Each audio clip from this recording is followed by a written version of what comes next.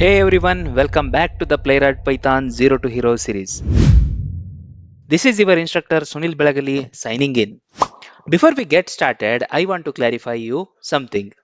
The Python section of this course will be broken down into smaller, easy to follow lessons. Each lessons will be released as a separate episode and will be labeled as episode 3.1, episode 3.2, episode 3.3 and so on until we cover all the Python fundamentals needed for this playwright automation. This approach will help you learn Python step by step, focusing only on the concepts you need for playwright automation. So, what are we waiting for? Let us dive into episode 3.1 and discover how Python actually works by creating and running your very first script. Now, before we write any code, I want you to understand one simple thing. Python is just a language that follows instructions. It reads your code one line at a time and executes it in order. And once you understand that simple idea, everything else becomes much easier. So let's jump into VS Code and write our first Python script.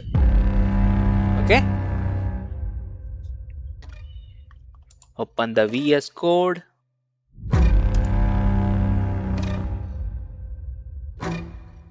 It is completely fresh now. Create a folder.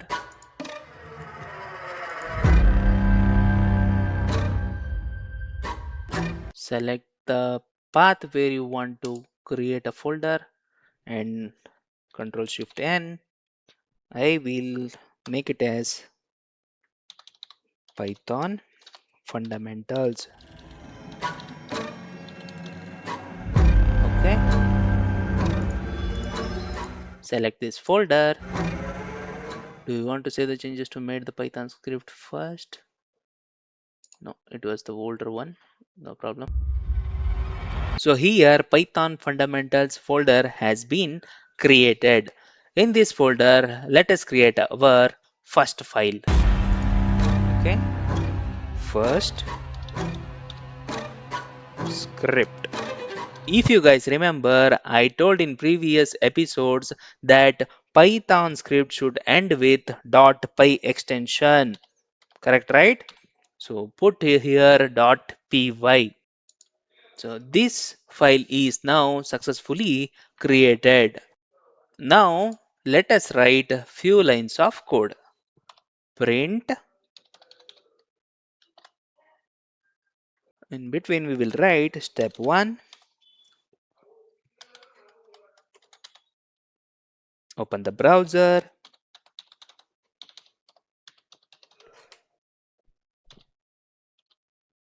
In the next line, let us print step 2. Go to website. In the step 3, let us print. Enter the username and password. Okay. In the step 4, we will hit on the login button. In the step 5, verify the login is successful. Okay. Looks simple, right? Now let us run it. So to run this file, we need to open the terminal. To open the terminal, we need to use the shortcut key Control plus backtick. Correct, right? So let us run the very first Python script. Python space file name. Very simple, right? Copy the file name. So to copy this file name, hover the mouse here, click on this file name once and press F2. It will highlight the file name. Now copy it and paste here in the terminal. Okay. Now end it with the .py extension. Okay. After typing the command, press enter. So here it does not executed anything. Do you know why? Because we have not yet saved our file. So for that, we need to save our file first. Click on this editor space and Control S. Now the file is saved. Now again copy this command and execute it in the new line. Now hit on the enter. Notice the output here. Python starts with the first line. Then it moves to the second line and then third, then fourth and finally the fifth. Everything runs from top to bottom, one line at a time. This is exactly how your Playwright scripts will work later. The simple thing is you will tell Python open the browser, navigate to website, fill a form and hit on the login button. Ensure that the user is successfully logged in or not and then close the browser. And Python will simply follow those instructions in the order you gave them. That's the first mental model I want you to remember throughout this course. Python executes your code from top to bottom, one line at a time. So now let us talk about something you will use a lot as a beginner. That is nothing but the print function. Think of a print as a Python's way of talking back to you. Whenever you want to see what's happening inside your script, you use print function. For example, printing open the browser, go to website, enter the username and password, click on the login button, verify the login is successful. When you run the script, Python displays these messages in the terminal. This is extremely useful while learning. In fact, even experienced automation engineers use print statements when debugging. You can also print numbers. Print 40. You can also print decimals.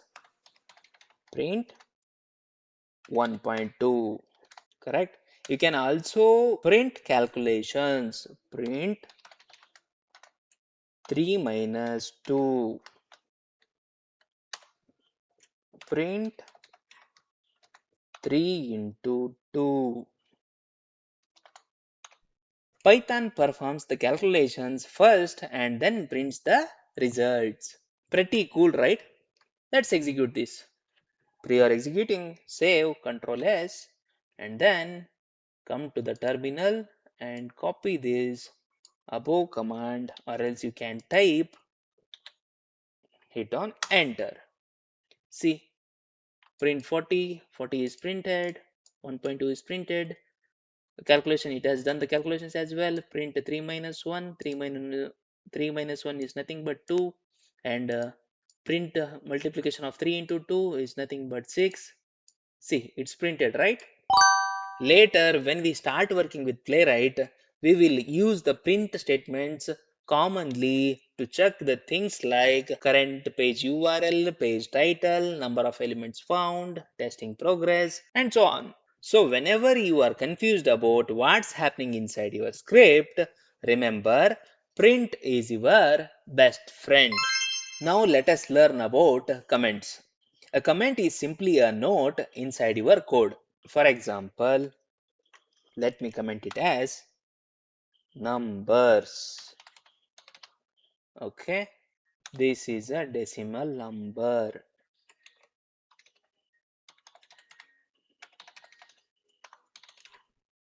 Python ignores these comments completely. To create a comment, we use a hash symbol.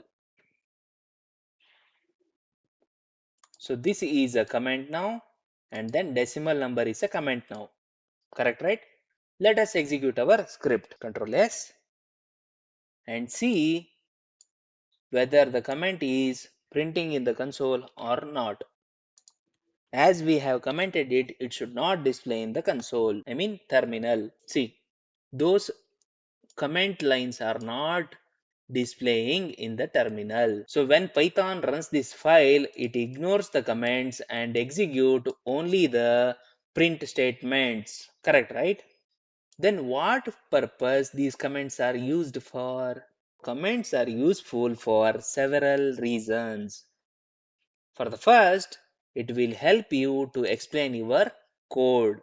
For example, imagine you are writing a login test. Instead of looking at a bunch of code, you can clearly describe each step. For example, for this particular print statement, I can copy this. I will hit on enter. And I will use the command symbol, that is hash space this one. Correct, right?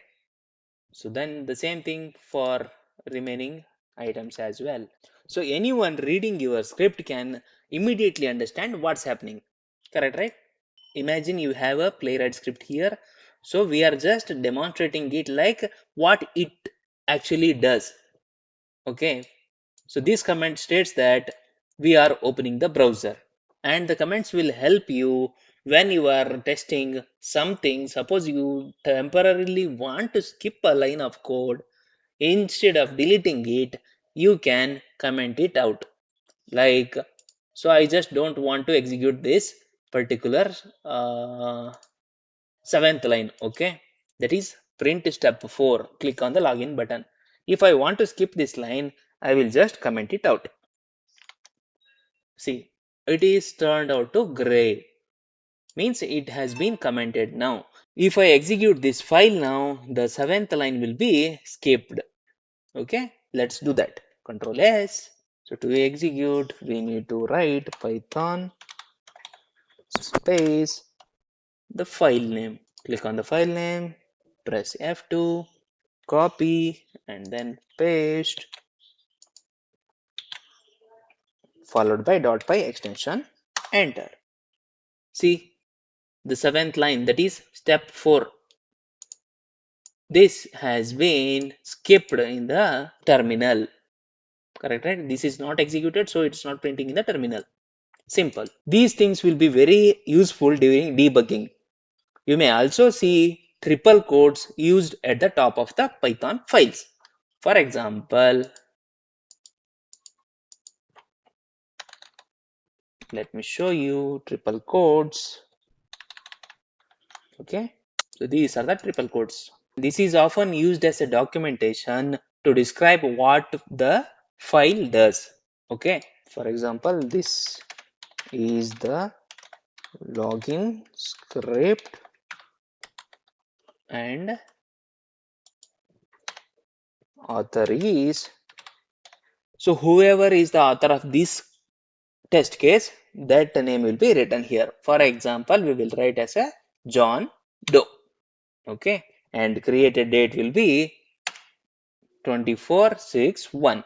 Okay, so this is the basic documentation that which describes the file.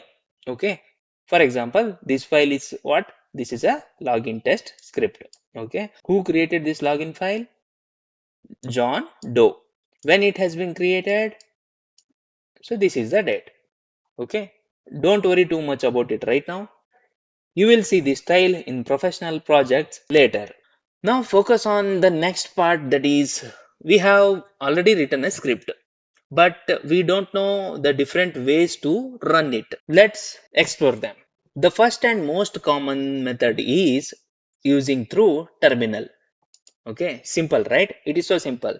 Just we need to type the Python followed by the file name. Correct, right? First script with .py extension. Then press enter. This is the method you will use most often. The second method is using the run button in VS Code.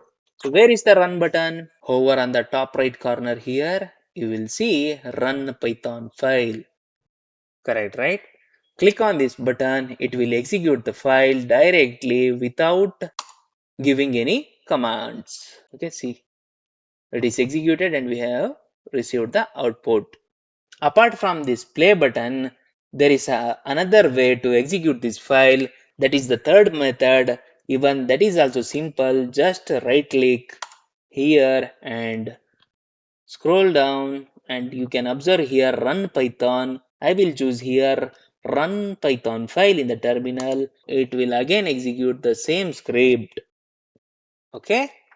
All three methods worked perfectly fine for simple Python scripts. Correct, right? However, when we start creating Playwright tests, we will use different approach. That is what we have seen in the first demo class. Correct, right? We started it with PyTest and then folder and then file name. Correct, right? If you guys remember. So don't worry about PyTest right now. Just focus on whatever I have mentioning here for the Python part. Whenever we start our actual Playwright portions, at that time we can make our hands dirty by using the PyTest. Okay. So for these regular Python scripts, we most oftenly use a Python command or else this play button or else using the right click run Python method. Okay. Now let us bring everything together that what we have all done in this whole episode. Awesome, right? Coming to the conclusion, in this lesson, we have learned how Python executes code from top to bottom, one line at a time. And then we learned how to use the print function to display the information in the terminal. And then we learned how comments help to document and organize your code. Correct, right? So this is for the documentation purpose. This is for eliminating the particular line and organize the code. And we have learned different ways to run the Python script inside the VS Code. Correct? And then most importantly, we wrote and execute our very first Python script. That's a big step forward. In the next episode, we will learn about variables and data types, which are the building blocks of every Python program and every Playwright automation script. Until then, keep practicing, keep experimenting, and I will see you in the next episode. Thank you. ಈ ಎಲ್ಲ ವಿಶೇಷ ಕಾರ್ಯಕ್ರಮಗಳ ಪ್ರಾಯೋಜಕರು